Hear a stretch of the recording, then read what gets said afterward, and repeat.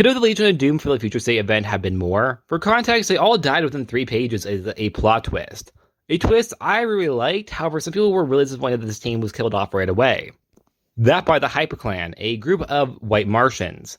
So let's talk character by character. Most of these characters are actually original characters for this event. Actually, almost all of them are except for one. And most of them we don't really know much about. Regardless, some have, in my opinion, some very decent designs, or really cool designs, or what we know about the characters had promise. So do they deserve to be killed off just straight away? Let's talk about it. Starting with the only established character of the team, that being Cobalt Blue, a character who has a lengthy history in the 90s and even appeared in live action. I made an entire video on this character and about his history, so I won't go into it too much, but the clip notes of it is that he is the secret twin brother Barry Allen, who was believed to be the son of Charlene Thawne, because really crappy doctor killed her actual baby. He got jealous of Barry when he found out the truth, but then Barry died in Crisis, so then he went after Wally and got this whole thing called the Mystic Blue Flame. That is the just briefest way I can put it all. It's very, very detailed and confusing, so go just watch that video if you want to know more. Now, this version of the character doesn't really seem, in my opinion, as special or interesting as the version of the character we saw in the 90s, but this version of the character doesn't really matter because he's from the future, and the present-day Cobalt Blue is actually still alive and has recently returned. Therefore, I don't think I really have to have an answer for this character, because regardless of what I think, he's coming back. Which is good, because my answer, if he had promise, is yes, he did. Even if I think the future state version of the character does, in my opinion, doesn't really bear resemblance to the character from the 90s. Nor the recent return version of the character either. Just really not a fan of that really weird mask. But of course, opinions vary.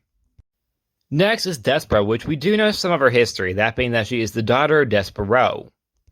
I think that she has a pretty decent design, and as a character, well, what we saw very, very, very briefly, she does seem, in my opinion, at least competent and confident. Or at least she thinks that she's competent. We don't really know. But she's definitely confident, and I do like that in a villain. I think her name Despera is a little silly. I'm going to admit I laughed when I first heard it. I understand it's meant to be like a play on Despera, but I feel like they didn't have to. It's kind of like Mungal being Mungal's sister or daughter sometimes. There's a lot of Mungals. Well, it's actually 2, but it gets really confusing because certain places like to, I don't know, a lot of places like to say each Mungal has been the same character, but they're not. And then the Mungal gets thrown in there. It's a lot.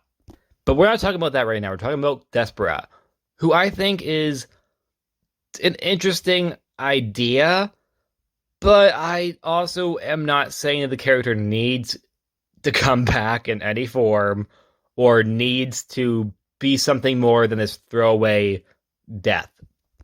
If she does, I won't be upset by it because I think there is something there that could be interesting, but I'm not craving for it.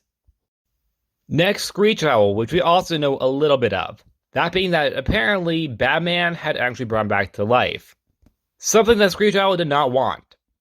It's a little unclear as to how that happened. I'm going to presume it was like mid-fight and they were near a Lazarus pit and Batman just threw him in or something when he died. He also is at one point part of the Corps of Owls, obviously. And he wants revenge on Batman for bringing him back to life. I think there is something there that could be interesting, someone that didn't want to be saved. But also, his design, in my opinion, is not great. It just looks very uncomfortable. And I think it kind of plays into why the Corps of Owls choose the Talon's fashion choices. Because instead of a mask, it's like a thing that's like plowed down onto his head. It just doesn't look right. Also, the fact that his arms are out, I just don't really like it. I think if the character came back with a different design, I would be up for it. However, like Despera, I'm not just wanting to see this character again. I wouldn't hate if he came back, but I think between him and Despera, they are Characters I don't dislike or absolutely hate, but the characters I see promise in, but I can also see why they were just throwaway deaths. Ultraviolet Lantern. Probably the character we know the least about, as all of his lines are about his motivation being that they fought the jail before and always lose. Nothing else other than that. He doesn't seem to have a personal vendetta against any of the members. He's also a Ultraviolet Lantern, which is pretty obvious. He, in my opinion, is definitely the most boring of the characters. I wouldn't say I hate him, but his design, in my opinion, is both boring and bland. The character comes across boring and bland. All of his lines are boring and bland. I think of all of them, he's definitely the one that is the most boring and unnecessary to ever return. And I really don't see anything really intriguing about the character. The Flood. Another character who's actually made in live action, appearing in the final season of Supergirl, where he was a water alien. In the comics, the character is a water empath who is living water. Now, like Ultraviolet Lantern, the character doesn't really do much or contribute much to the actual story. And I think his design is a little bland. They could have gone really unique with the idea of a living water creature, but instead he just looks like the basic water monster. Kind of like a Scooby-Doo villain. Now, I'm fairly certain he's meant to be an Andy Curry villain who is Aquawoman in Future State.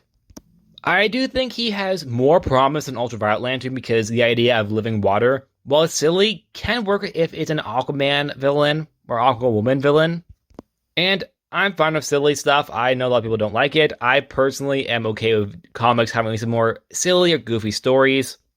I don't think this character be taken seriously.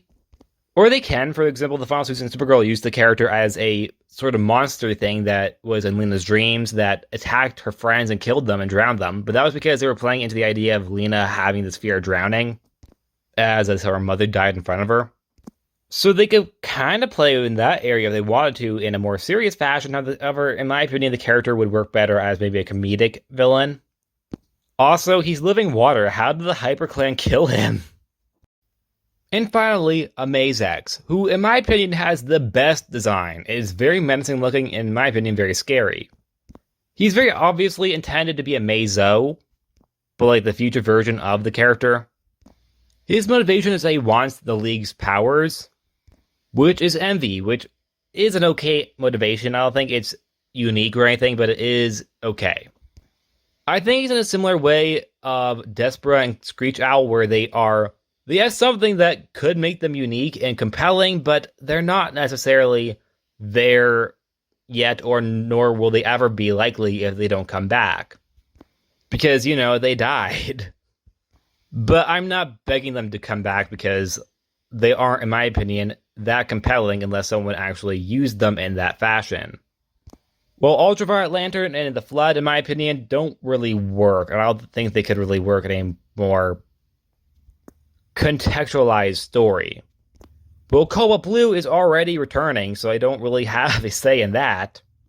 If I like it or hate it, it doesn't really matter. In fact, I do like it, which is a good thing for me.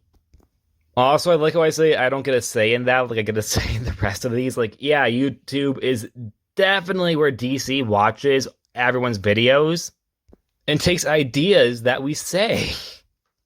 Especially someone as me, small as I am on YouTube. So if DC, if you're watching, hey, that's a joke. I know DC wouldn't be watching my videos. In fact, I am very surprised anybody does. And that's it. Like always, please like, subscribe. I'll see you guys next time. Bye.